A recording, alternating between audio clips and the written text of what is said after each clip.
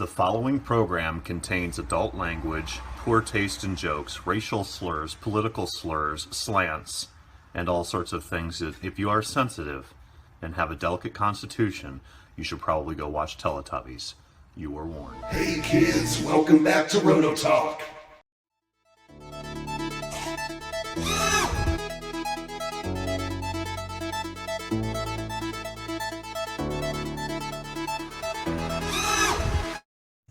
Hey kids, welcome back. All right, so what we're gonna do? I had some guys ask me about the Vbox cracker box haul, and one of my friends in Ohio wants me to do a build video, basically hammer, nails, nails, hammer, and so I thought, well, it'd be a good day to just maybe go out for a run, do an overview of the haul.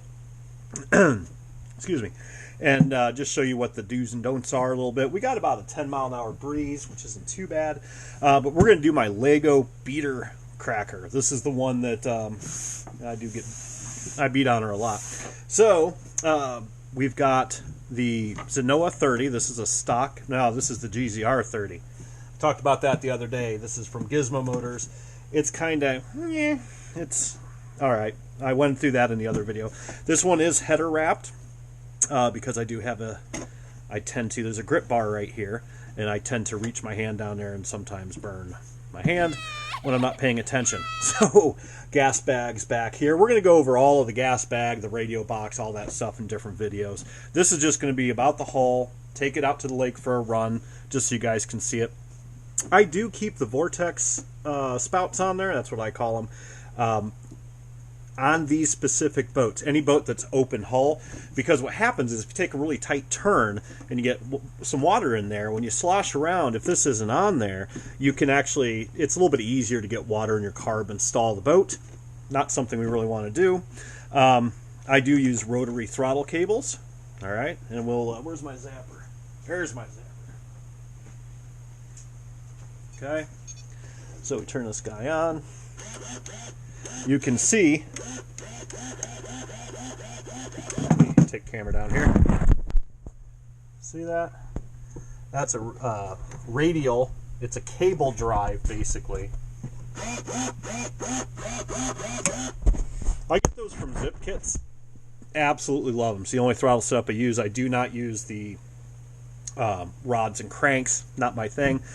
The other thing that I do with boats that have easy to reach gas inputs on the carburetor, like in this case, you can easily fit your hand down here and you can just yank this off. That's how I do my gas fills on boats like this. I'll put a clamp on there and that's it. I pull it up, I fuel it up, and I put it back on the pitot down here and open it back up. Hydroplanes, boats that are a lot harder to get to. Phone call. Be right back. All right, sorry about that. Duty called. But anyway, literally, where was I? Oh, throttle, fuel, little vortex housing there. Like I said, it does kind of, it's a stack, velocity stack, sorry, that's the proper term for it. I don't really see much of an operational difference with them, but it does tend to keep water out of open cavity boats like this. This one I do run a pull start and a belt start. Now this is a around the shaft pulley, and there's also race pulleys you can use in the back instead of starters. I'll go over those in another video too. This is actually my favorite setup, is to have the shaft pulley where you always keep the belt in, and this. The reason being, when you just have the rear pulley, you always have to use an electric starter. And it's just more difficult. I use that in my race boat setups, like riggers, hydroplanes, things like that. Crackers, I like to do it this way. Like if you flip the boat, you get water in your pipe, and then you got to purge the cylinder to get all the water out of your engine. It's much, much easier to do that. Take the plug out, throw a rag over it, spin this guy up, full speed, and then it purges the water, leave the spark plug about halfway out, fire it up, let it run and get rid of the rest of the water that's in there, bada bing, you're done. This is probably my favorite setup. And I'll go over more starting methods later in another video if you guys want to know. Our shaft is greased. everything seems to be working. I will give you a view of the bottom. I'm using a different camera setup than I ever used to use. I don't know if I love it because it makes the boat look really fat and weird, like, you know, Bardwell boat or something. So anyway, let's take this off and have a look. So there's our Lego men, my drivers. So yeah, I mean, it's pretty cool boat. But you can see on the bottom, I hope you can see, I don't want to flip it over, you've got these strakes that run here. These are called strakes, okay? And those kind of keep your hull going straight. They really help assist in, you know, side sloshing or whatever else. Whereas the flat bottom cracker, as I showed you guys the other day, here's our Nintendo boat.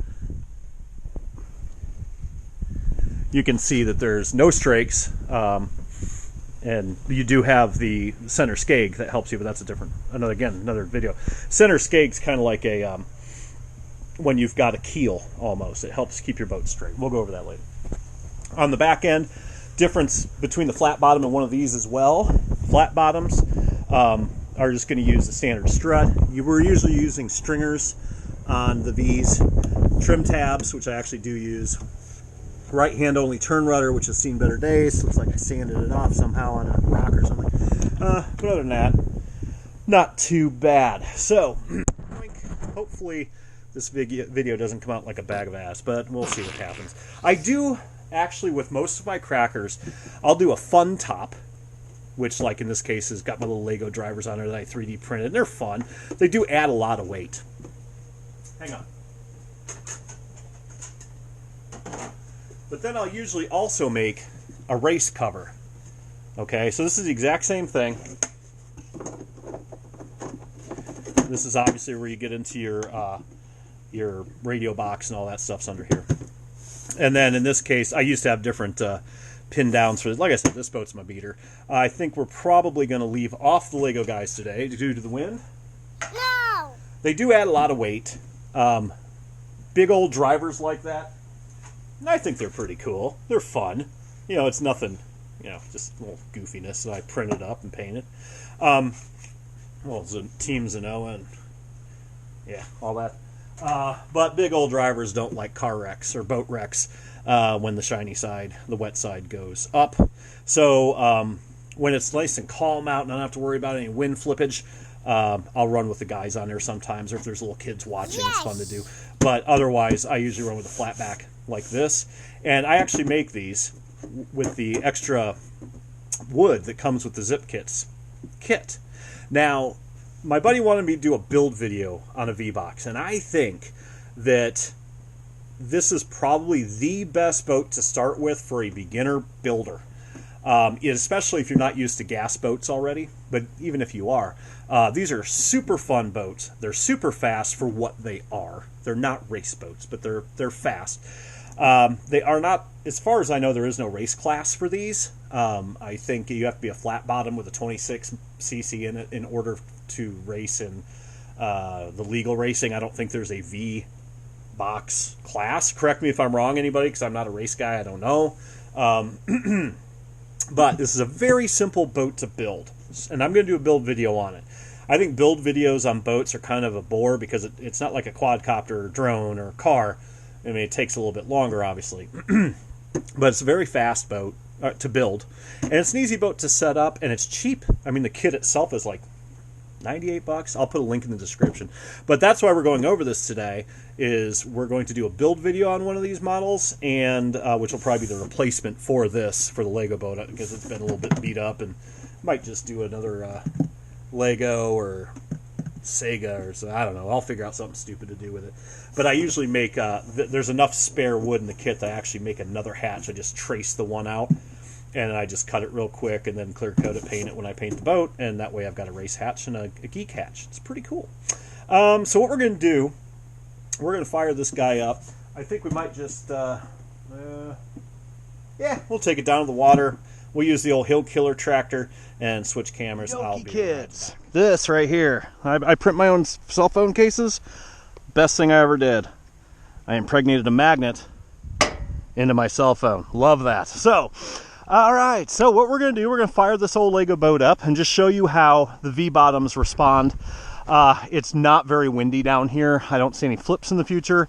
But whenever you do run one of these boats, whether it's a cracker like this or a flat bottom, always pay attention to which way the wind's going. I'm telling you, if you set your hulls up like mine and it runs super dry, this thing runs pretty clean out of the water, and you go into the wind at full speed and you've got a pretty good gust, you're going swimming, son. So, whoosh, whoosh, whoosh. Let's fire this guy up. I'm not going to start it manually because I'm too lazy. That's why I put starters on them. Everything's working. All right. Make sure our gas is open. It is. So I don't really do anything fancy. When I do an electric start, this belt's about ready to die. These belts suck. I don't like them. I like real belts. And I just found a new source for them. Hopefully they work well. So anyhow, I don't choke them or anything with electric start. I just run it till it goes, and it's usually fine. So here we go. I found a problem. I didn't tighten my shaft. I greased my shaft right before I started this video. Let's get into my nice, clean, organized toolbox. Oh, come on. I know I got me another one in here. Where'd it go? Shit. Oh, well. We'll just use an adjustable. Remind me to fix that. After I greased my prop, or my shaft, I never tightened it up. And thankfully, I noticed that as soon as I started it. Always double check your stuff. It's a lot easier when you got the right tools, and for some damn reason, oh, there it is. Yes! 5/8, kids. 2 5/8. They're both the same for 1/4 inch shaft. Don't be afraid to torque the shit out of it. Trust me. All right, let's just see if it... So much for laziness. There we go. Thought maybe it had enough heat on her to go, but not so much. So wind's going this way. We're going to try not to flip because there are some gusts out here.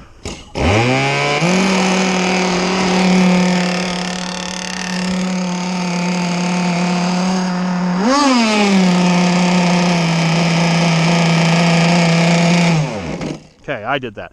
Now, I do tend, especially this time of year where it's like, it's only about 65 out. It was a pretty cold morning. I tend to let my boats warm up a little bit before I just chuck them in. That's why you hear me rev it. I don't rev it full speed, but just get it warm. If your engine's tuned real well, you should be able to start it in your garage, stop it, walk down the hill, just pull it lightly and it should fire right up.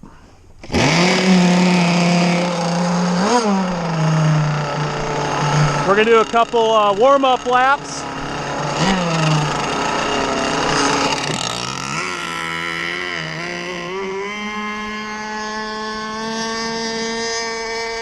Okay.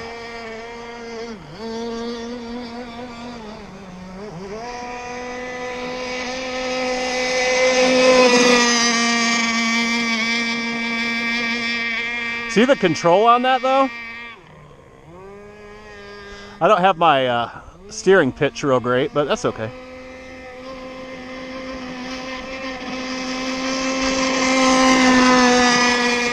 Now you can notice, and always be careful turning left. These things are like cocking a gun. If you turn left real sharp and then let off the gas, it'll usually catch and flip.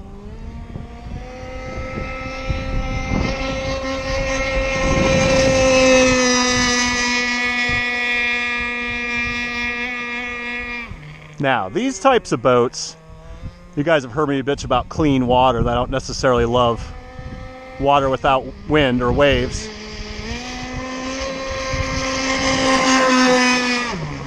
See it catch like that? I do like running the Vboxes on smoother water. They're fun. They're fun in about anything. They're harder in the wind, obviously. See if we can get a little closer to us here.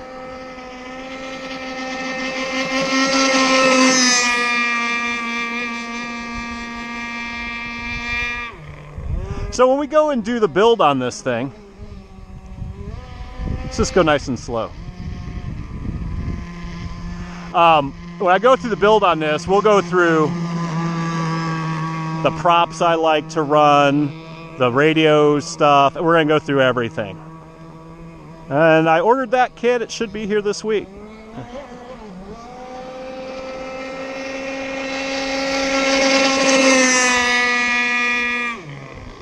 And you can tell, not much of this boat's in the water, but the prop. I could hike it up and make it a little bit more dry, but with a little tiny bit of chop, it's drier.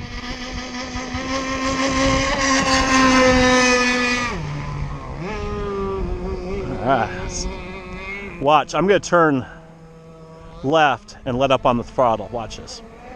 Probably flip it.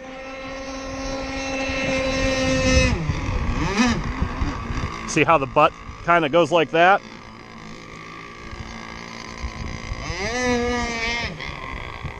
Woo!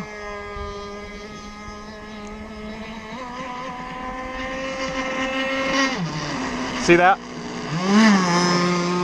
You can actually do a burnout. Like a bike. It's pretty cool. Because I only have a right turn fin on this boat. I don't have both.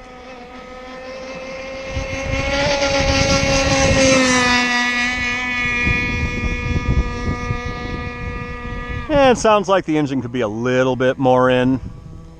We could squeeze a little bit more out, but it's actually a good speed, especially if there's any wind. See that?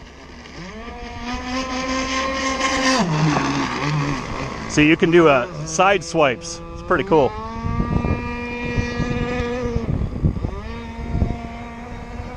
Watch this, I'll do it again.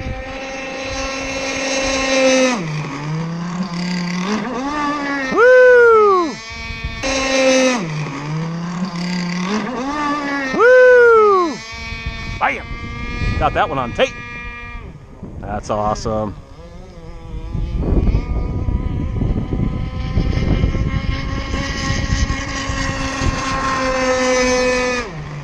So when you're doing that and you're going full speed, what you want to do, and if you do want to turn her left a little bit, it will not turn left under power.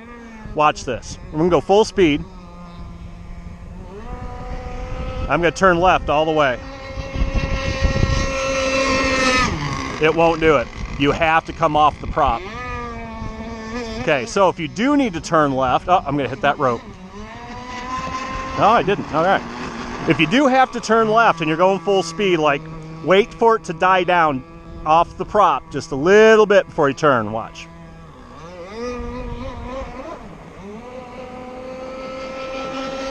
Let it die, then do it. But if you let it unwind on the left,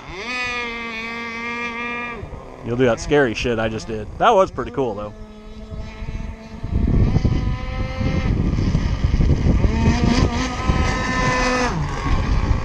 Plus I'm going into the wind, which isn't helping much. Now, did you see how my waves have picked up? See the glitter of the sun? We got some about 15 mile an hour wind now, so going this way it'll fly.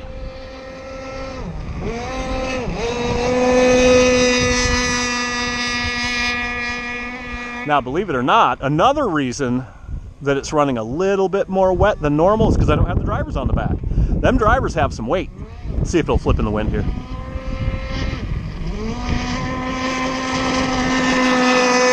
Nope, not enough wind. But those drivers add a lot of weight in the back because they're big, they're 3D printed, they got some weight. And it makes it the center of gravity change.